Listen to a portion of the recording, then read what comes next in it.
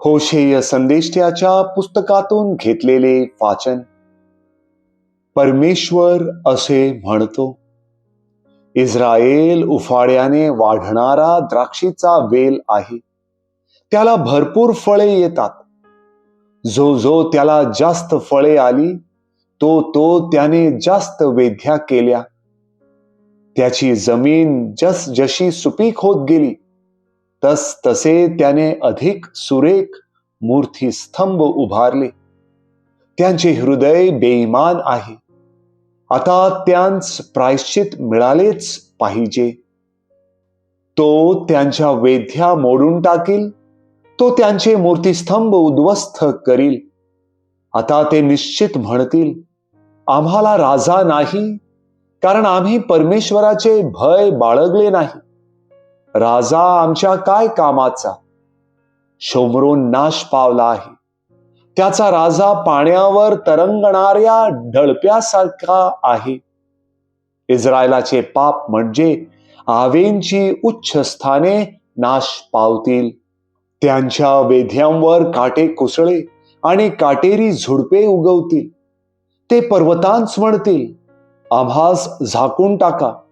टेकड्यांस म्हणतील, आम्हावर पडा. तुम्ही आपणासाठी धार्मिकतेची पेरणी करा, म्हणजे प्रेमाची कापणी कराल. पडीत जमीन नांगरून काढा, कारण परमेश्वराने येऊन तुम्हावर धार्मिकतेची वृष्टी करावी.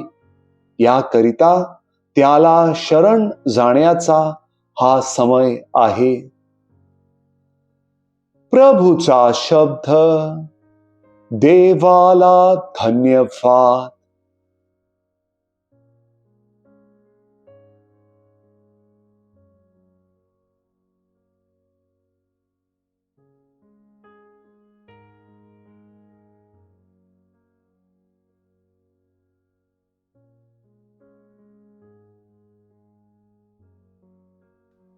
मथई लिखित पवित्र शुभ वर्तमानातून घेतलेले वाचन. येशूने आपल्या 12 शिष्यांना जवळ बोलावून त्यांना अशुद्ध आत्म्यांवर सत्ता देऊन ते काढून टाकण्याचा आणि सर्व विकार व सर्व दुखणी बरी करण्याचा अधिकार दिला.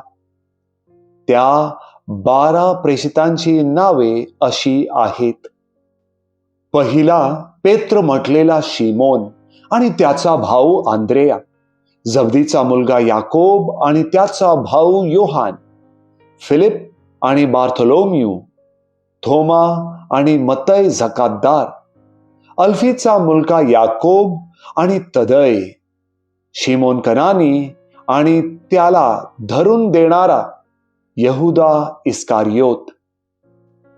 ह्या 12 जणांना येशूने अशी आज्ञा करून पाठवले की परराष्ट्रीयांकडे जाणाऱ्या वाटेने जाऊ नका आणि शोम्रोन्यांच्या कोणत्याही नगरात प्रवेश करू नका, तर इस्रायलाच्या घराण्यातील हरवलेल्या मेंढरांकडे जा.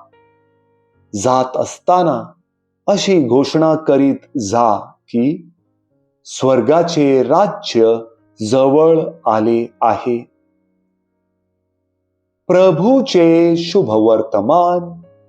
हे प्रभू येशू ख्रिस्ता, तुझी स्तुती असो.